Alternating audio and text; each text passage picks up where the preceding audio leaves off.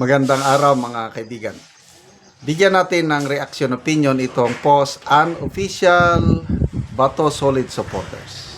Title, Pangako ni Secretary John Vic Remulla sa mga estudyante noon, binalikan ng mga netizens. Ilang mga netizens ang binalikan ng pangako ni DILG Secretary John Vic Remulla na iparamdam sa mga Pilipino, kasama na rito ang mga estudyante at mga magulang, na sila ay ligtas sa ilalim ng Administrasyong Marcos. Sa isang press briefing na ginanap noong April 6 this year, 2026, sinabi ni Remulla na palalawigin nila ang police visibility sa bansa at mas paiigtingin pa ang pagpapatupad ng mga ordinansa na naglalayong gawing mas ligtas ang mga kalye. So sabi niya noon, we will make the students feel safe. We will make the parents feel safe. That's the work of the police. That's the work of the barangay. Matatandaan ang ibinahagi ni Remulla ang pagpapatupad ng Safer Cities Initiative, kung saan magpapatupad ng curfew para sa mga kabataan at huhulihin din ang mga nag-iinom at mga nakahubad sa kalye. Ilang araw matapos ipatupad ang nasabing inisyatibo, ay itinigil ito ng Manila Police District matapos ang mga pambabatikos na natanggap nila sa mga netizen. Okay, so chinek ko sa Google kung totoo ba na nagpahayag si Secretary Remulla na we will make the students feel safe. We will make the parents feel safe. Sagot ng AI. Yes. Is it true that Secretary Remulla made this statement? We will make the students, we will make the parents feel safe. Totoo ba? Para hindi tayo ma-fake news ba? Ang sagot ng AI or Google, yes, it is true that DILG Secretary made this statement nung inilunsad niya yung Safer Cities Nationwide. Ito ba yung may hinuli na nakahubad? Naghahalo lang ng simento. Hinuli, tinikitan, pagmultahin. Kaya binatikos sila ng todo. Then, in-stop ng programa. Ano ba? Akala ko, gagayahin niya si To me, yung initiative na ganon, Safer Cities and Municipality Police Visibility, tama yun.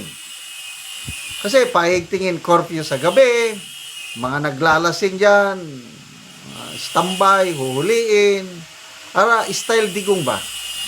Kasi ginagawa na yan sa Davao. Kaya ang Davao City, isa sa pinakatahimik na syudad. Hindi lang sa buong bansa, kundi sa buong mundo. Dahil sa initiative ng mga Duterte. Kaya natutuwa ako nung i-launch ni Secretary Remulla yung ganyang inisyatiba. Akala ko tuloy-tuloy yun pala. Ningas kugon. Ano na ngayon? I-relate natin dito sa Tacloban City shooting. Nasaan yung Safer Cities? Tacloban City to kagabi nung nagpagupit ako, balita sa GMA News, yung nandun sa TV sa Barbero. Yun. Ang karamihan sa balita, yung Tacloban City shooting.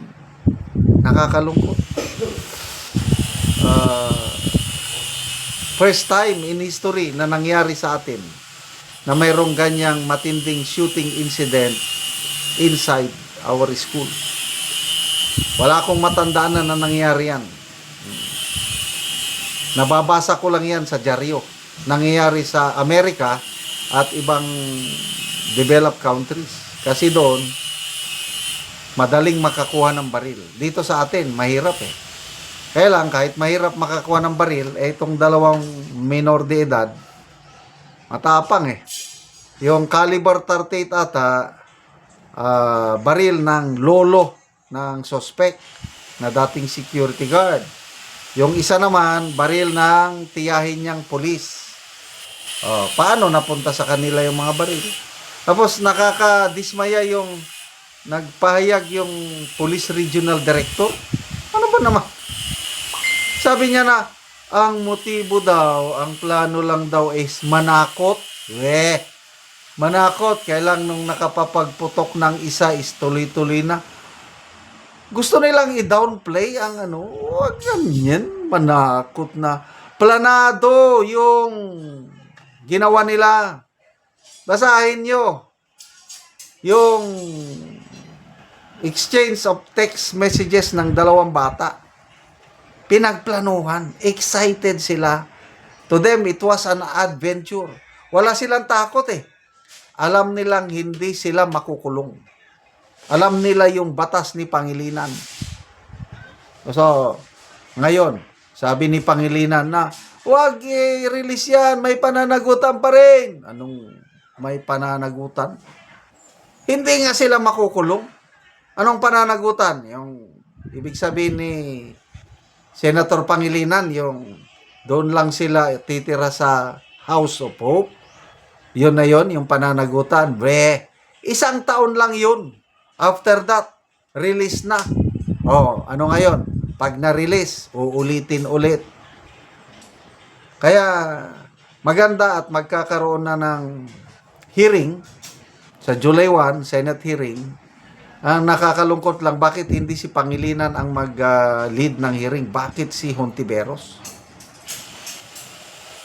Para makapag-publicity na naman si Hontiveros.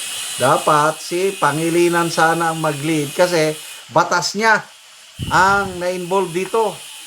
Hindi makukulong ang mga minor de edad na makagawa ng krimen. Okay, salamat mga kaibigan sa inyong pagsubaybay sa channel na ito. Nakakatulong kayo ng malaki sa tribong Talandig ng Bukidnon dahil ang sweldo natin sa channel na ito is pantulong po sa tribo. Namimigay tayo ng libreng yero at pako para makapagpatayo naman sila ng mas maayos na tirahan. Panoorin nyo ang video na ito. Ano ang natagaan na mo gyero so magatok na ni Karo.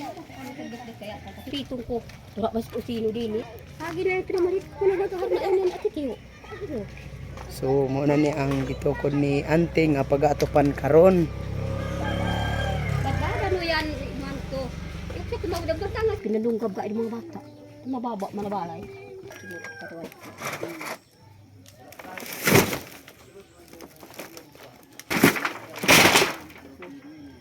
Ang gipanaw ka. Ano ko ito ah? So dugay na gid ni ang balay ni ante nga gitukod kay ang silupin nga yang giatop na nga gisi na gyud.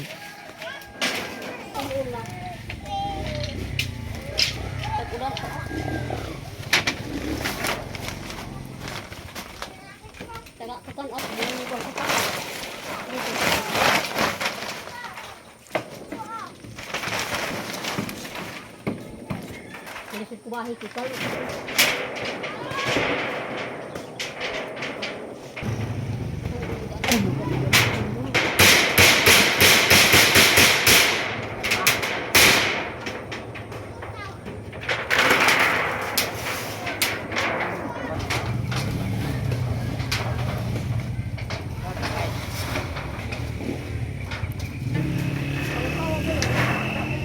Hoy.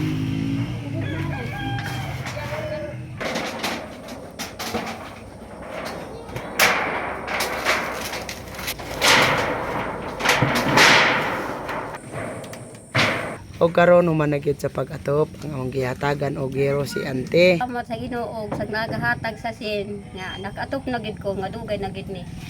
Walo na kabulan ni aya na atopin. Ako na yung gimuan. O si ikaw na ante ani ang nagpatukod sa imong balay, ikaw nang nagtukod ani. Kun una. Si auntie daw ang nagpatindog sa iyang balay ani. Hindi na mag- 8 ka bulan, 8 ka bulan sa imong pagpatindog sa imong balay ante, bago pa karon na atupan ni. Bago pa. Pud manggod sa kalisod. Busa wala ayaw pa nila ato pi kapangayo na mo sa Salamat kayo ante.